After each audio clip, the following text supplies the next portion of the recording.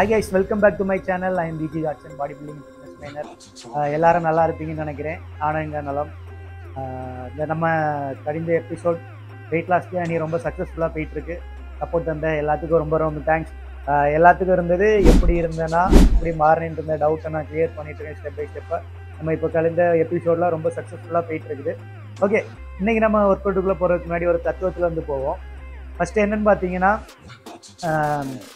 ஒரு பையன் ஒரு கோழி வளர்த்துக்கிட்டே இருந்தான். அப்போ அவன் என்னென்னா, கோழி முட்டை பொறிச்ச உடனே அது குஞ்சு பொறிக்கிறதுக்காண்டி அதை அடை காப்பாங்க தானே. அதே டைமில் என்னென்னா, ஒரு கழுகுக்க முட்டையை எடுத்து இவன் ஐடியா படி ஒரு கழுகுக்க முட்டையை எடுத்து அந்த கோழி குஞ்சிக்க இதில் வச்சான். வச்சு ரெண்டாவது அடை காத்து எல்லாமே ஓகே, குஞ்சு பொறிச்சு.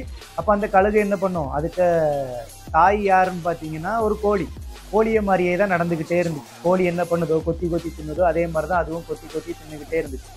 அது கடைசி வர கோழி மாதிரியே தான் வளர்ந்துட்டு இருந்துச்சு. ஒரு நாள் இது கழுகு கூட இருக்கிற குஞ்சுகள் எல்லாருமே பெருசாக வளர்ந்துக்கிட்டே வந்துச்சு. பெருசாக வளர்ந்த உடனே என்ன பார்த்தாங்கன்னா, மேலே ஒரு கழுகு, பெரிய கழுகு பறந்துக்கிட்டே இருந்து வானத்தை பறந்துக்கிட்டே இருந்துச்சு.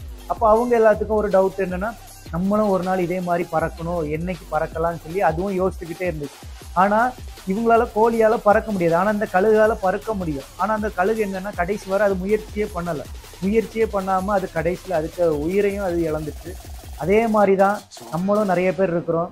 நம்மளால் முடியாதுன்னு இருந்தாலும் அதை ட்ரை கூட பண்ண மாட்டேங்கிறோம். அந்த கழுகு அதே மாதிரி ட்ரை பண்ணியிருந்தனா கண்டிப்பாக அது பறந்துருக்கும். அது கடைசி வர ஒரு சின்ன ஒரு ட்ரை கூட பண்ணாமல் அப்படியே விட்டனால தான் அது பறக்கவும் முடியலை. அதால் வாழ்க்கையில் மேலே போகவே முடியலை. கடைசி வர கீழே இருந்து கீழே விட்டு போயிடுச்சு. அதே மாதிரி தான் நம்மளும் எல்லாரும் கண்டிப்பாக ஒரு விஷயத்தை வச்சு நம்மளால் முடியாட்டாலும் கண்டிப்பாக அதை ட்ரை பண்ணுங்க. கண்டிப்பாக உங்கள் லைஃப்பில் ஒரு நாள் இல்லைன்னா ஒரு நாள் அதை நீங்கள் அச்சீவ் பண்ணுவீங்க. இதுதான் என்னுடைய தத்துவ மக்களே. வாங்க நம்ம ஒர்க் அவுட்டுக்குள்ளே போகிறதுக்கு முன்னாடி நிறைய பேர் கமெண்ட்ஸ் பண்ணியிருந்தீங்க. நம்ம இந்த கார்டியோ ஒர்க் அவுட்டில் நிறைய பேர்த்துக்கு ஜாயிண்ட் பெயின்ஸு ப்ளஸ்ஸு ரொம்ப பேக் பெயின் வருது, நீங்கள் ரொம்ப ஹெவியாக ஜம்ப் பண்ணி பண்ணுறீங்கன்னு. ஃபர்ஸ்ட் ஆஃப் ஆல் நான் கொடுக்குற ஒர்க் அவுட்டில் பிகினருக்கு ஃபஸ்ட்டு கொடுக்குறேன் என்னென்னா ஸ்லோவாக பண்ணுங்கன்னு. ஸோ அந்த ஸ்லோவுக்கு அப்புறம் தான் நம்ம ஹெவியாக பண்ண போகிறோம்.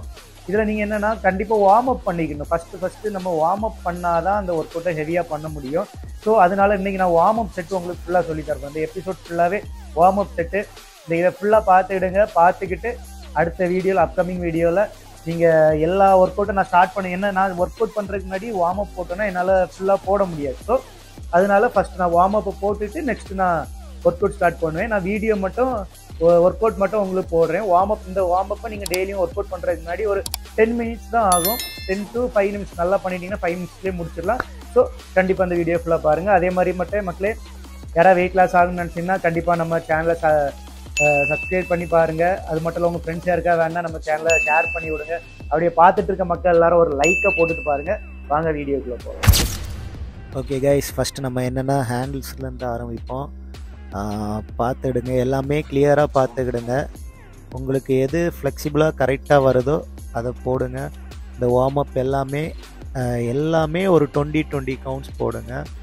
அதே மாதிரி கையை ரொட்டேட் பண்ணிவிட்டு ஆப்போசிட் சைட்லேயும் ரொட்டேட் பண்ணணும். அதுவும் 20, இந்த சைடு ஆப்போசிட் சைடும் 20 வச்சு போடுங்க. இது முடித்த அப்புறம் ஹேண்ட்ஸ் அப்படி ஹோல்ட் பண்ணணும். பார்த்துடுங்க. 1 2 3 4 இதே மாதிரி நல்லா ஸ்ட்ரெச் பண்ணி ஹோல்ட் பண்ணணும். 2 3 4 சேம் இதே மாதிரி ஒரு 20 கவுண்ட்ஸ் வச்சு போடுங்க. உங்கள் ஹேண்ட்ஸில் உள்ள ஜாயின்ட்ஸ்லாம் நல்லா இது ஃப்ளெக்சிபிளாக இருக்கும். ஸோ இதை நீங்கள் டெய்லியும் ட்ரை பண்ணுங்கள். அப்புறம் நெக்ஸ்ட்டு பார்த்தீங்கன்னா ஹேண்ட் ரொட்டேட்டும் அதே மாதிரி தான் ஒரு 20 கவுண்ட்ஸ் ஃப்ரண்ட் அண்ட் பேக் ஒரு 20 கவுண்ட்ஸ் போடுங்க.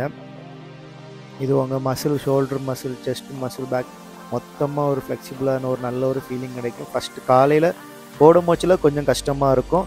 ரெண்டாவது நீங்கள் போடும் மூச்சில் ஈஸியாகிடும். அதுக்கப்புறம் ஹெட் ரொட்டேட்டு ஒன் சைடு ஒரு 10 கவுண்ட்ஸ் போடுங்க. 20 கவுண்ட்ஸ் போட்டிங்கன்னா உங்களுக்கு அப்படியே தலையை கரைக்கு பப்பரபான்னு விழுந்துருவீங்க. ஸோ ஒரு 10 கவுண்ட்ஸு. அப்புறம் ஆப்போசிட் சைடு ஒரு 10 கவுண்ட்ஸு.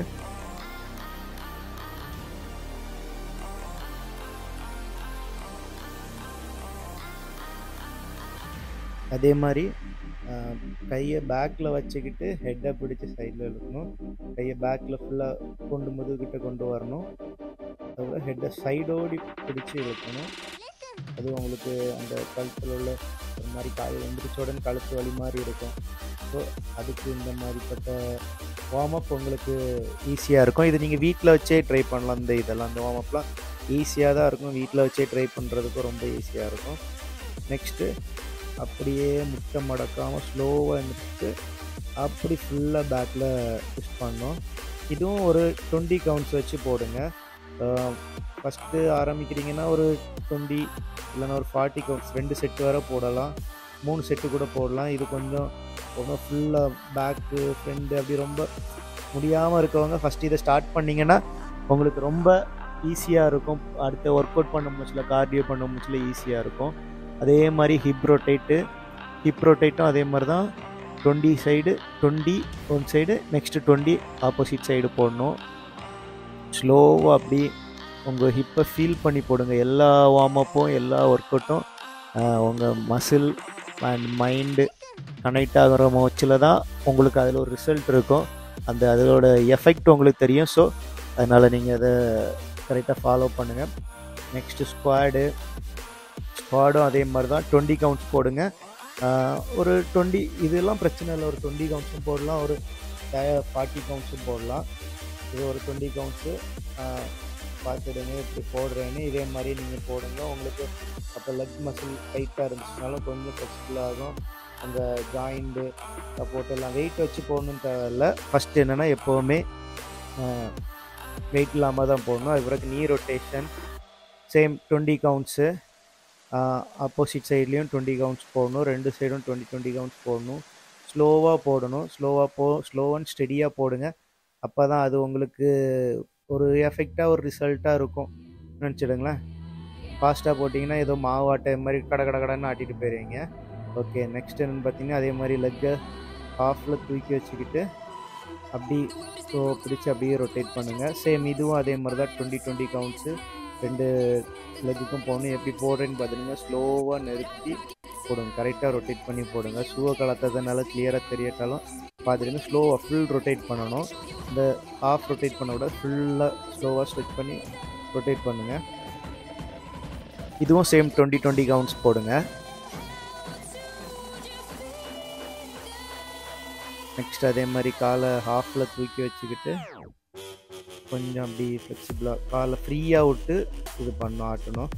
டைட்டாக பண்ணாதீங்க. கால் ஃப்ரீயாக இருக்கணும். முட்டுக்கு கீழே அப்படி ஃப்ரீயாக ஆடுற மாதிரி ஆட்டுங்க.